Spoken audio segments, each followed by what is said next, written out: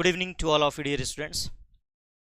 आई hope आप सभी ने हमारे पहले चैप्टर के जो प्रीवियस क्लासेस हैं, चैप्टर नंबर 1 की होल थ्योरीज, जो कि मैंने लगभग 10 पार्ट में छोटे छोटे वीडियोस बना करके सारे थ्योरीज को हमने कवर किया है, सारे टॉपिक्स को हमने कवर किया है। बच्चे बोर ना हो इसलिए हमने जो उसकी लेंथ ऑफ वीडियो रखी है वो छोटा रखा है। तो उन सारे टॉपिक्स को कवर करने के बाद आज हम लोग बिल्कुल रेडी हैं, बिल्कुल प्रिपेयर हो चुके हैं, मेंटली भी प्रिपेयर हैं और फिजिकली तो हैं ही हैं न्यूमेरिकल्स को सॉल्व करने के लिए। चार्जेस और इलेक्ट्रिक फील्ड के कैसे कैसे न्यूमेरिकल्स बनते हैं, एनसीईआरटी तो हमारे लिए बेसिक रहेगा, एनसीईआरटी से हमें फॉलो करना ही करना है और धीरे धीरे लेवल अप करूंगा क्योंकि ये न्यूमेरिकल की पहली क्लासेस हैं। तो आप पहले समझ लीजिए हमारे कुछ बेसिक कंसेप्ट्स हैं, उसको डिस्कस करूंगा, उसके बाद फिर कुछ क्वेश्चंस है उनको डिस्कस करूंगा और फिर वहां से हम लेवल अप करते हुए धीरे धीरे अपना लेवल इंक्रीज करेंगे। तो स्टेप बाय स्टेप न्यूमेरिकल को देखिएगा, स्टेप बाय स्टेप चीजों को याद करिएगा। उम्मीद करता हूं कि ये पूरी क्लासेस आपके लिए हेल्पफुल हो। तो numerical number 1, type number 1, charges और इलेक्ट्रिक फील्ड का आप यहां से स्टार्ट करिए हमारे साथ, ठीक है।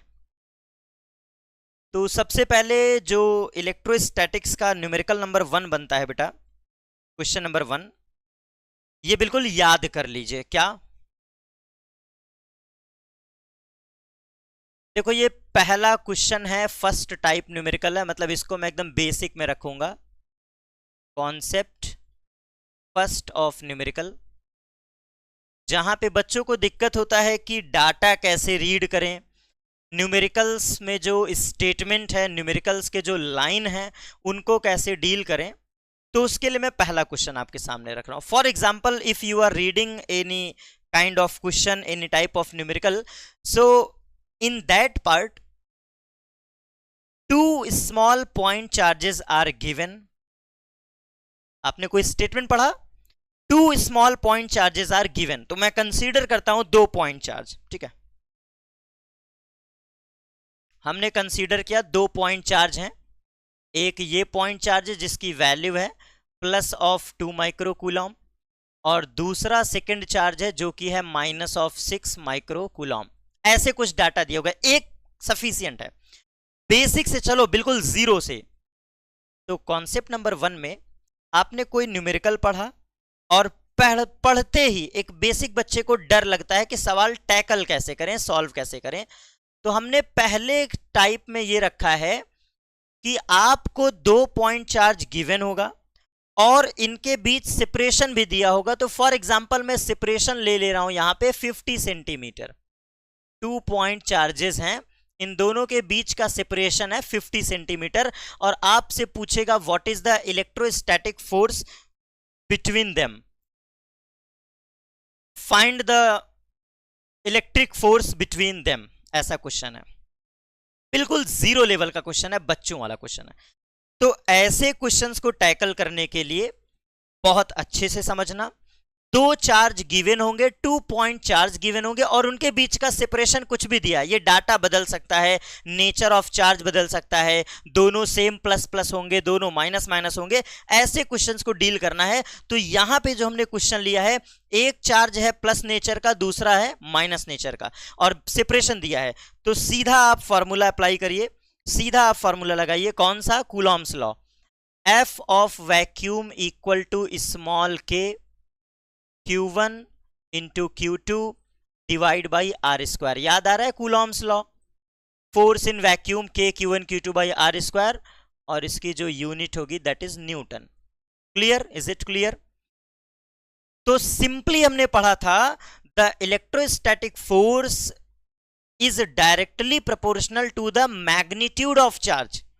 तो वो जो थ्योरी पढ़ते हैं कूलॉम्स लॉ का, मैग्नीट्यूड ऑफ चार्ज, वहां पे साफ साफ कूलॉम ने बोला है कि तुमको प्लस और माइनस नहीं रखना है।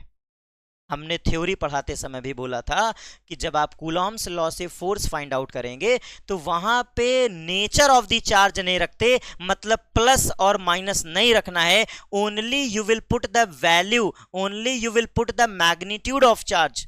So here magnitude is 2 microcoulomb and 6 microcoulomb.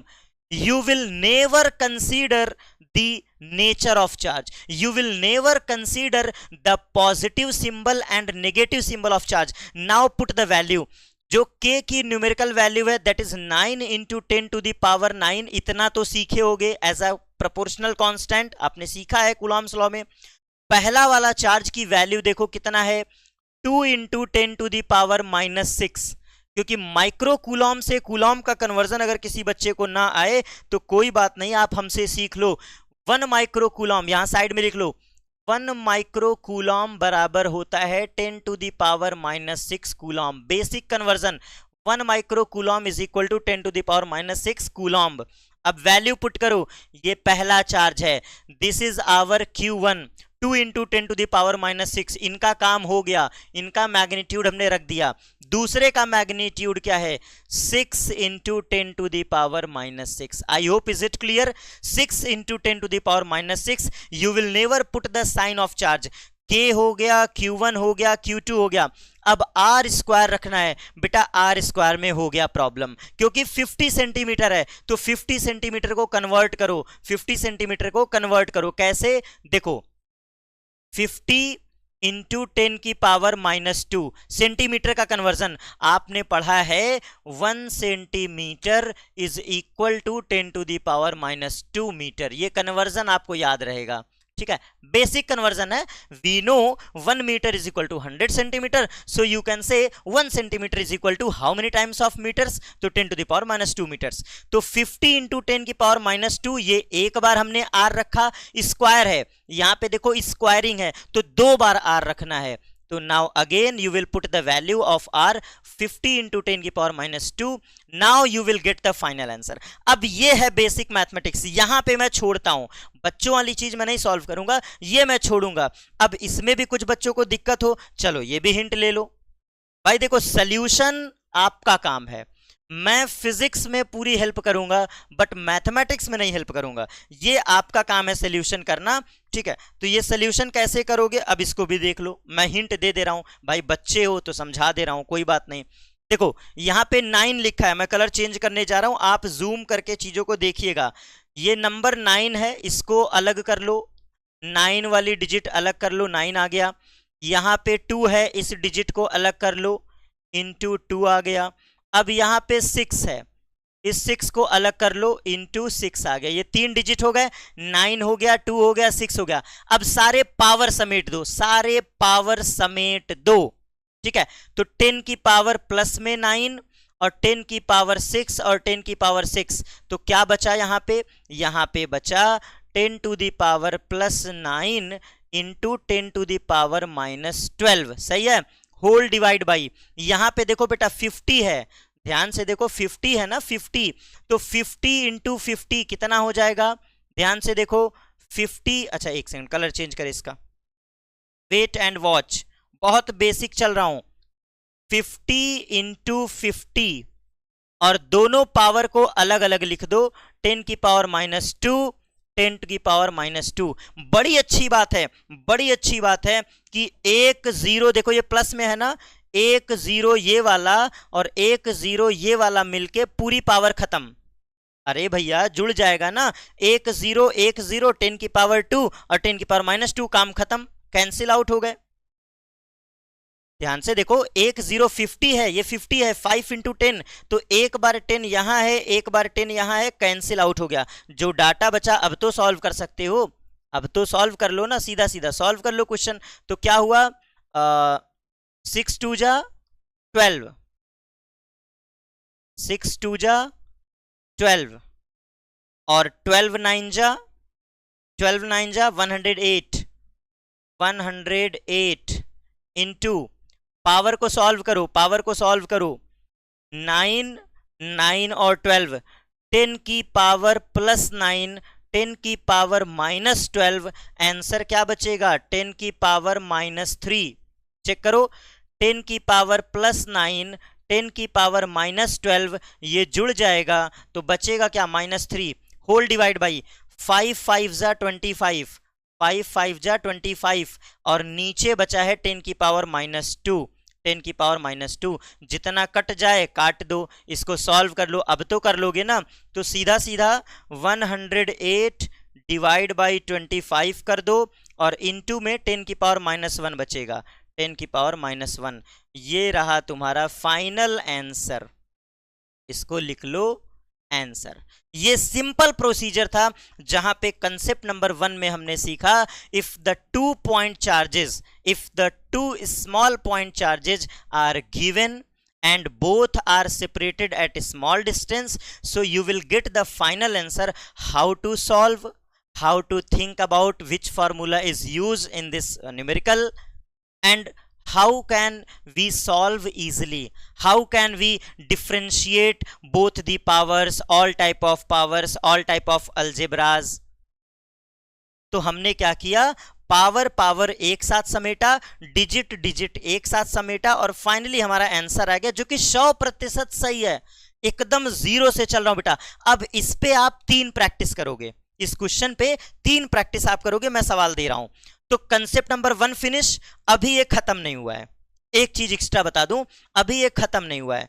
तो आप क्या करेंगे कि जब आप न्यूमेरिकल पा गए, जब आपने न्यूटन में आंसर पा लिया, आपका आंसर न्यूटन में आ गया ना, ये डाटा है, फॉर्मूला लगाए, सॉल्व किए, न्यूटन में आंसर आ गया, समथिंग न्यूटन। तो अब आप बात करोगे what is the direction of force, मतलब find the nature of force. इन दोनों का नेचर क्या होगा? तो सिंपली देखना बेटा, एक तरफ था प्लस चार्ज नेचर वाइज और एक तरफ था minus charge by nature wise. तो प्लस और माइनस एक दूसरे को अट्रैक्ट करेंगे फोर्स ऑफ अट्रैक्शन से, फोर्स ऑफ अट्रैक्शन से एक दूसरे को अट्रैक्ट करेंगे। तो आपका नेचर ऑफ फोर्स क्या होगा, यहां पे लिख लीजिएगा। जो नेचर ऑफ फोर्स है, नेचर ऑफ फोर्स, आप क्या जवाब देंगे? Attraction force. ऐसा फोर्स बेटा अट्रैक्शन। अब इसको same kind of question concept number 1 में आप क्या करेंगे, ये सॉल्व करेंगे। बहुत जीरो से चल रहा हूं, चलो लिखो मेरे सामने, plus of 5 micro coulomb and this is our plus of 25 micro coulomb. 2 questions हैं, मतलब सॉरी 2 चार्जेस हैं, दोनों के बीच सेपरेशन जो है वो 10 एंगस्ट्रॉम का है। ये एंगस्ट्रॉम है, एम्पियर मत समझना, ये 10 एंगस्ट्रॉम है। ठीक है, आप सवाल सॉल्व कर लीजिए। दिस इज योर HW और दिस इज प्रैक्टिस क्वेश्चन। दूसरा क्वेश्चन देख लो, दूसरा question for example minus of 9 micro coulomb, और ये रखा है, ये रखा है आपका, कितना रख दें, कितना रख दें, 30 सेंटीमीटर पे, 30 सेंटीमीटर पे। और दूसरा चार्ज है माइनस ऑफ 3 माइक्रो कूलम्स। ठीक है, ये दूसरा। ऊपर वाला है plus 5 micro coulomb plus 25 micro coulomb. Electrostatic force बताना है बस, इलेक्ट्रोस्टैटिक। यहां पे दोनों माइनस हैं, प्रैक्टिस कर लीजिए, सफिशियंट है। अब समझो, समझना बेटा, माइनस चार्ज और माइनस चार्ज रिपल्सन करेगा तो यहां पे नेचर कैसा होगा, force of repulsion.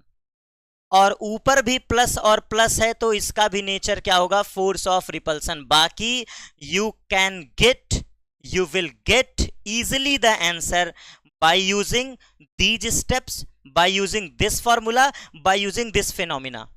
How to solve a question simply. चलो आगे चलते हैं।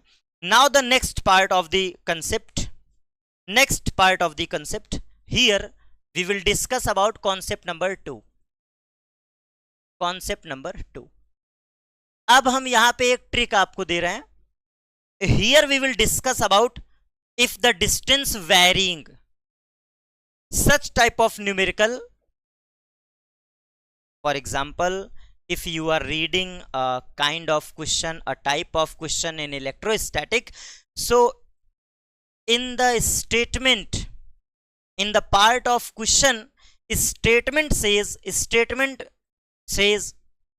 if the separation between charges is halved, if the separation between charges are doubled, are tripled, are thrice, 1/2, 1/3, 1/4, तो आइए यहां पे सीखते हैं। कंसेप्ट नंबर 2 में यह है कि हमारा चार्ज Q1 ही रहेगा और हमारा चार्ज Q2 ही रहेगा, बट जो इनके बीच का सेपरेशन है R, ये बदल जाएगा। अब इसका टाइप समझना। फॉर एग्जाम्पल आर को इंक्रीज करके 2r कर दिया गया, मतलब ये डबल्ड वाला केस है। डिस्टेंस क्या कर दिया गया, 2 टाइम्स डबल्ड कर दिया गया। फॉर एग्जाम्पल आर को इंक्रीज करके बढ़ा करके 3 टाइम्स कर दिया गया, और आर को इंक्रीज करके 9 टाइम्स इंक्रीज कर दिया गया। ये 3 केस है। सेपरेशन बिटवीन द चार्जेस को हमने क्या कर दिया, इंक्रीज कर दिया। ये डबल किया, थ्राइस किया और 9 टाइम्स किया। ये डबल का केस है, ये थ्राइस का केस है। यहां पे थ्राइस कर दिया गया, 3 टाइम्स कर दिया गया, थ्राइस माने 3 टाइम्स, और यहां पे 9 टाइम्स इंक्रीजेज। तो एक ये है, और इसी के पैरेलली और क्या कर सकता है सेपरेशन। फॉर एग्जाम्पल सेपरेशन आपसे कर दिया 1/2, आर को हाफ कर दिया r/2, आर को हाफ कर दिया r/2, आर को हाफ कर आर को r/3 कर दिया, और आर को r/4 माने 1/4 कम कर दिया। तो ये जो पैरामीटर है, ये जो क्वेश्चन है, यहां पे डिस्टेंस को उतना टाइम्स कम किया गया है, तो यहां पे सेपरेशन डिक्रीज कर दिया गया। सेपरेशन क्या कर दिया गया है, डिक्रीज कर दिया गया। तो ऐसे न्यूमेरिकल्स कैसे सॉल्व होंगे, मैं तो कलम भी ना चलाऊं। अगर आप मुझसे सीखेंगे तो मैं तो ऐसे क्वेश्चन पे कलम भी ना चलाऊं, सीधा उड़ा दूं। लेकिन कोई ना, आपको सिखाना है चीजें तो आपको पढ़ाना पड़ेगा। ठीक है, चलिए हम क्या करते हैं। ऐसे क्वेश्चंस का कंसेप्ट ये है बेटा, ऐसे क्वेश्चन का कंसेप्ट ये है कि जब भी कभी 2 टाइम्स 3 टाइम्स 4 टाइम्स ऐसा क्वेश्चन आए, तो यहां पे कूलॉम्स का जो लॉ है ना, वो डायरेक्ट वैलिड होता है। डायरेक्ट वैलिड होता है। कैसे, आओ समझते हैं। स्टार्ट करें सॉल्यूशन। हमने चार्ज को नहीं छेड़ा, हमने चार्ज को नहीं बदला, बस सेपरेशन बदल दिया। तो एक कोई बता दे, एक इधर से बता दें, एक इधर से बता दे, समझ जाओगे। चलो, कूलॉम्स लॉ में आपने स्टेटमेंट पढ़ा था कि जो फोर्स होता है वो सेपरेशन के इनवर्सली प्रोपोर्शनल होता है। याद आ रहा है? आपने कूलॉम्स लॉ में पढ़ा था ना कि जो सेपरेशन बिटवीन द चार्जेस है उसके इनवर्सली प्रोपोर्शनल होता है। सेपरेशन बिटवीन द चार्जेस के इनवर्सली प्रोपोर्शनल। नहीं याद आ रहा है क्या? अच्छा, नहीं याद आ रहा है। 1/r²। अब याद आया? हाँ, याद करो। इलेक्ट्रोस्टैटिक फोर्स जो था, कूलॉम्स लॉ का फोर्स था, ये फोर्स किसके इनवर्सली प्रोपोर्शनल है? डिस्टेंस के साथ इनवर्सली प्रोपोर्शनल। तो अब मुझे बताना कि तुमने r को 2r किया। बात को समझना, r को तुमने क्या कर दिया, 2r कर दिया। तो देखना जब F1 है, F1 माने इनिशियल केस, जब हमारा फोर्स इनिशियल केस में है, इनिशियल केस में, तो यहां पे डिस्टेंस है r²। जो क्वेश्चन का डाटा गिवन है, इनिशियली क्या है, फोर्स r²। और जब तुमने सेपरेशन बदल दिया, जब सेपरेशन बदल दिया, r की जगह पे क्या पुट किए, 2r। अब सुनना और समझना, r की जगह पे सेपरेशन क्या कर दिया तुमने, 2r। तो 2r का स्क्वायर क्या होगा, 4r²। और ये 4r² कहां लिखते हो, डिनोमिनेटर में। ये आप कहां लिखते हैं, डिनोमिनेटर में। r की जगह पे आपने क्या कर दिया बेटा, r की जगह पे तुमने 2r रखा फॉर्मूले में। तो 2r का स्क्वायरिंग होता है 4r²। और डिस्टेंस तो इनवर्सली प्रोपोर्शनल है ना, तो फोर्स जो होगा वो 4 टाइम्स कम हो जाएगा। डिस्टेंस को बढ़ाने पे, सेपरेशन को बढ़ाने पे फोर्स डिक्रीज कर जाता है, उसी का स्क्वायर टाइम्स। मतलब आपने जब 2r किया तो 4 टाइम्स फोर्स कम हो गया। यहां पे 4 टाइम्स फोर्स क्या हुआ, कम हो गया, डिक्रीज हो गया। जितना आप सेपरेशन बढ़ाएंगे, जितना आप सेपरेशन बढ़ाएंगे, r को 2r, r को 3r, r को 4r, तो ये स्क्वायर टाइम्स कम हो जाएगा फोर्स, माने 2 का स्क्वायर 4, 4 टाइम्स डिक्रीजेज, 3 का स्क्वायर 9, 9 टाइम्स डिक्रीजेज, और 9 टाइम्स आपने इंक्रीज किया तो 81 टाइम्स डिक्रीज होगा। अब इसको प्रूफ कर देते हैं, चलो प्रूफ कर देते हैं, प्रूफ कर देते हैं। तो F1 की वैल्यू क्या होगा अकॉर्डिंग टू क्वेश्चन के, Q1 Q2 by are square equation number 1। ये पहला स्टेटमेंट है, ये इनिशियल वाला केस है, ये इनिशियल केस है जब सेपरेशन आर है। अब हमने क्या करना है, अब हमने क्या करना है, आर को हटा के 2r पुट करना है। रखो F2, F2 की जगह पे क्या हो जाएगा k, Q1 वही है, Q2 वही है, R की जगह पे 2r, और 2r का होल स्क्वायर करोगे तो क्या हो जाएगा k Q1 Q2 divide by 4r square आ गया। अब F1 और F2 को डिवाइड कर दो, F1 और F2 को डिवाइड कर दो आपस में। ये जो F1 और F2 है, ये आफ्टर द सेपरेशन वाला केस, इनको डिवाइड कर दीजिए। ये कौन सा केस है, after separation, after the separation. तो आफ्टर दी सेपरेशन है, इन दोनों को डिवाइड कर दो, तो F1 upon F2 equal to, ऊपर वाला डाटा देखना k Q1 Q2 divide by are square, और whole divide by k Q1 Q2 divide by 4r square. Basic mathematics solve करो बेटा, बेसिक मैथमेटिक्स। तो k Q1 Q2 से k Q1 Q2 cut गया और यहां जो बचा आप इसको एक बार लिख दो, F1 upon F2 equal to, जो ये डाटा है वो है 1 बाई आर स्क्वायर, ऊपर वाले डाटा में क्या बचा 1 बाई आर स्क्वायर, और नीचे वाला डाटा जब जाएगा तो उल्टा करके लिखते हैं 4r स्क्वायर डिवाइड बाई 1। तो जो कट रहा है वो काट दीजिए, जो कट रहा है काट दीजिए, आर स्क्वायर से आर स्क्वायर कट गया। तो F2 की वैल्यू निकालो, F2 की वैल्यू, तो यहां से आया F1 बराबर, F1 बराबर 4 टाइम्स ऑफ F2, यहां से यही आएगा ना डिवाइड करने पे, F1 बराबर 4 टाइम्स ऑफ F2, और हमें चाहिए था F2, हमें क्या चाहिए था बेटा, F2 चाहिए, हमें F2 चाहिए, क्योंकि वही तो हमारी डिमांड है, उसी के लिए तो हम इतना संघर्ष किए, उसी के लिए तो इतना मेहनत किए हम। तो यहां से F2 की वैल्यू आ गई, F2 equal to F1 divide by 4। तो यही तो मैं ट्रिक पहले ही बोल दिया था कि जो बाद वाला फोर्स होगा वो 4 टाइम्स क्या हो जाएगा, कम हो जाएगा। ये रहा प्रूविंग, ऐसे ही डिराइव करते हैं।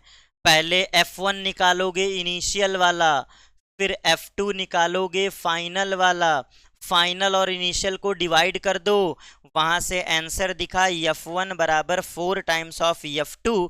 तो F2 की वैल्यू क्या हो गई, F2 की वैल्यू हो गई 1/4, 1/4, F2 की वैल्यू 1/4 ऑफ दी F1। यही तो मैं बोला कि जैसे जैसे डिस्टेंस बढ़ाओगे, जैसे जैसे सेपरेशन बढ़ाओगे, R को 2r, R को 3r, R को 9r, वैसे वैसे फोर्स उसका स्क्वायर टाइम्स डिक्रीज होगा। अब दूसरा केस कर लें, अब दूसरा केस कर लें, कौन सा, डिक्रीजिंग वाला। चलो डिक्रीजिंग वाला यहां से लिखना शुरू कर रहा हूं। जो इनिशियल केस है वो k Q1 Q2 divide by are square होगा, ये इनिशियल केस है। ये कौन सा केस है बेटा, ये इनिशियल केस है, जब हमने कोई चेंजेस नहीं किया, इनिशियल। अब क्या करना है, r की जगह पे r/3 रखना है। क्या करना है बेटा, r की जगह पे r/3 रखना है। मतलब यहां पे डिस्टेंस बिटवीन द चार्जेस जो है वो 1/3 है, डिस्टेंस बिटवीन चार्जेस, चार्जेस ये क्या हो गया 1/3, ये हो गया 1/3, ठीक है 1/3। तो चलिए सॉल्व करते हैं। F2 बराबर K Q1 Q2 divide by R की जगह पे R/3 और इसका होल स्क्वायर, यही तो होगा ना। अब तो सीख गए हो ना कूलॉम्स लॉ लगाना। R की जगह पे क्या है, ये इक्वेशन नंबर सेकंड, जहां पे डिस्टेंस 1/3 कर दिए हैं, जहां पे सेपरेशन क्या हो गया 1/3 कर दिए हैं। 1/3, 1/3 का मतलब यही होता है। ये कौन है जो डिस्टर्ब कर रहा है? मक्खी है। अरे उड़ जाओ मक्खी। 1/3 है। ओहो, ठीक है 1/3। तो इसको सॉल्व करते हैं, F2 को सॉल्व करते हैं। क्या होगा F2? अगर इसको हम सॉल्व करते हैं तो F2 क्या होगा? तो जो मेरी मैथमेटिक्स कहती है, F2 की वैल्यू K अपनी जगह रहेगा, Q1 अपनी जगह रहेगा, Q2 अपनी जगह रहेगा। R/3 का होल स्क्वायर करो तो R/9, R/3 का स्क्वायर करो R/9, और 9 ऊपर चला जाएगा। ये 9 कहां आ जाएगा? ये 9, ठीक है। और इसको डिवाइड कर दो R के स्क्वायर से। This is our equation number 2। ये फाइनल इक्वेशन है, अब इसमें कोई छेड़छाड़ नहीं, कोई चेंजेस नहीं। ये हमारा है फाइनल इक्वेशन, ये हमारी फाइनल इक्वेशन है आफ्टर द सेपरेशन। ये फाइनल इक्वेशन है। दोनों को डिवाइड कर दो, F1 upon F2, F1 upon F2 equal to, देखना K Q1 Q2 divide by R square, और पूरा डिवाइड कर दो K Q1 Q2, और यहाँ पे 9 लिखे रहना, क्योंकि ये देखो K Q1 Q2 के बगल में कौन है? 9, और ये 9 कहाँ से आया है? 3 का स्क्वायरिंग ऊपर आ गया, ठीक है। और होल डिवाइड बाई R का स्क्वायर। बड़ी अच्छी बात है, बड़ा प्यारा सोल्यूशन मिल रहा है। R स्क्वायर से R स्क्वायर कट गया पूरा, और K Q1 Q2 से K Q1 Q2 कट गया। तो बचा क्या? बचा क्या? चलो देखो, ध्यान से देखो, बचा फिर क्या। तो यहां पे बचा F1 अपॉन F2। ऊपर कुछ नहीं है इसलिए 1, ऊपर कुछ नहीं बचा ना, सब कट गया, पूरा ये क्वांटिटी ही कट गई। तो ऊपर 1 और नीचे बचा 9, 1/9, क्रॉस मल्टीप्लाई कर दो। क्रॉस मल्टीप्लाई करते ही आंसर आ गया F2 equal to 9 times of F1। यहाँ पे भी आप अगर आंसर देख पाए तो साफ साफ मैंने कहा था कि जैसे जैसे 1/2 करेंगे डिस्टेंस को, 1/2, 1/3, 1/4, उसका स्क्वायर टाइम्स फोर्स बढ़ जाएगा। चार्जेस जितना पास लाओगे, क्योंकि कूलॉम्स लॉ यही तो कहता है electrostatic force is inversely proportional, और इनवर्सली में भी स्क्वायर टाइम्स प्रोपोर्शनल, इनवर्सली में भी स्क्वायर टाइम्स प्रोपोर्शनल। स्क्वायर में भी इनवर्सली में भी क्या है, जो फोर्स है वो इनवर्सली में भी स्क्वायर टाइम्स है। तो अगर 1/2 कर रहे हो तो 2 का स्क्वायर 4, और 4 टाइम्स बढ़ जाएगा। चार्जेस जैसे जैसे पास रखोगे, फोर्स का अट्रैक्शन, फोर्स का इंपैक्ट, फोर्स का मैग्नीट्यूड उतना टाइम्स बढ़ेगा। तो यहां पे हम डायरेक्ट अगर ट्रिक बोलना चाहें, डायरेक्ट कंक्लूजन अगर इस क्वेश्चन पे आए, ये रहा, इस पार्ट के हम अगर डायरेक्ट कंक्लूजन पे आए तो आफ्टर सॉल्विंग द प्रॉब्लम हम डायरेक्ट कह सकते हैं। देखना, अब देखो हम डायरेक्ट यहां पे बता रहे हैं, एकदम डायरेक्ट। कलर चेंज कर रहा हूं ताकि आपको चीजें दिखे और चीजें विजिबल हो। कौन सा कलर यूज करूं? चलो ये यूज कर रहा हूं। चलो देखो, जब आपने 2 टाइम्स किया, 2 टाइम्स R को 2R, तो यहां पे 4 टाइम्स घट गई फील्ड, 4 टाइम्स फील्ड गिर गया, कम हो गया। 3 टाइम्स किए तो 9 टाइम्स घट जाएगी फील्ड, कम हो जाएगी फील्ड, 9 टाइम्स कम हो जाएगा। और जब 9 टाइम्स इंक्रीज करोगे तो वो 81 टाइम्स क्या हो जाएगा? डिक्रीज हो जाएगी फील्ड, डिक्रीज हो जाएगा। अब उसी तरह इधर आ जाओ, हाफ तुमने किया, R को 1/2 कर दिया तो 4 टाइम्स बढ़ गई फील्ड, 4 टाइम्स बढ़ गई फील्ड। 1/3 किया, सेपरेशन तुमने पास कर दिया तो 9 टाइम्स बढ़ गया फील्ड। स्क्वायर करके उतना टाइम्स बढ़ा दो, इनवर्सली प्रोपोर्शनल है। और R/4 करोगे तो 16 टाइम्स इंक्रीज कर जाएगा फोर्स, 16 टाइम्स इंक्रीज। ऐसा question, same question same type, अगर फॉर एग्जांपल हमसे डायरेक्टली बोल दे, ऐसे ही न्यूमेरिकल्स में कंसेप्ट 1 और कंसेप्ट 2 को कंबाइंड करके बोल रहा हूं, कॉन्सेप्ट 1 और कॉन्सेप्ट 2 दोनों को कंबाइंड करके फॉर एग्जांपल किसी क्वेश्चन में बोल दे कि अब हमने मैग्नीट्यूड ऑफ चार्ज को बढ़ा दिया, मतलब सीधा सीधा जो स्टेटमेंट ऑफ द क्वेश्चन है वहां पे मैग्नीट्यूड ऑफ चार्ज को बढ़ा दिया, Q1 और Q2। Q1 और Q2 क्या कह रहा है कि मैग्नीट्यूड ऑफ चार्ज को हमने इंक्रीज किया, तो जाहिर सी बात है कूलॉम्स लॉ कहता है, कूलॉम्स लॉ कहता है कि अगर आप मैग्नीट्यूड ऑफ चार्ज चाहे Q1 को या फिर Q2 को, means if you are changing the magnitude of charge for either charge E1 और E2, किसी भी चार्ज E1 E2 में से किसी भी एक को अगर आप इंक्रीज करते हो, डिक्रीज करते हो, चार्ज का मैग्नीट्यूड बदलते हो, the numerical value of charge if you are changing in the statement of question, so that times force increases. क्यों? क्योंकि कूलॉम्स लॉ कहता है फोर्स तो चार्ज के डायरेक्टली प्रोपोर्शनल है ना, जो फोर्स है वो चार्ज के डायरेक्टली प्रोपोर्शनल है। तो यहां तो सोचना ही नहीं है, यहां तो सोचना ही नहीं है। अगर हमने Q1 को बढ़ा करके 2Q1 कर दिया तो 2 टाइम्स फोर्स बढ़ गया। भैया चार्ज का मैग्नीट्यूड 2 टाइम्स बढ़ा दिए तो डबल हो गया ना। अगर हमने Q2 को 3 टाइम्स बढ़ा दिया तो यहां पे 3 टाइम्स बढ़ गया। और अगर दोनों को मिला के बढ़ा दिया, माने कहने का सेंस समझना, Q1 को तुमने डबल कर दिया तो 2 टाइम्स फोर्स बढ़ जाएगा। अगर तुमने Q2 को 3 टाइम्स बढ़ाया तो फोर्स 3 टाइम्स बढ़ जाएगा। और अगर दोनों को चेंज कर दिया एक साथ तो 2 3 जा 6, 6 टाइम्स फोर्स बढ़ेगा। क्योंकि फॉर्मूले में क्या होता है, K Q1 Q2 by R square. तो आप खुद सोचो, Q1 को 2 टाइम्स बढ़ाए और Q2 को 3 टाइम्स बढ़ाए तो 2 3 जा 6 टाइम्स हमारा फोर्स बढ़ गया। बस खत्म।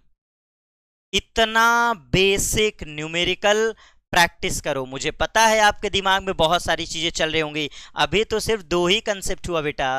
अभी तो ये उन बच्चों के लिए था जिनको सवाल में वैल्यू भी पुट करना नहीं आता, जिन बच्चों को ये भी नहीं सोचना आता कि कौन सा फॉर्मूला लगाएं, कौन सा छोड़ें, कौन सा सोचें।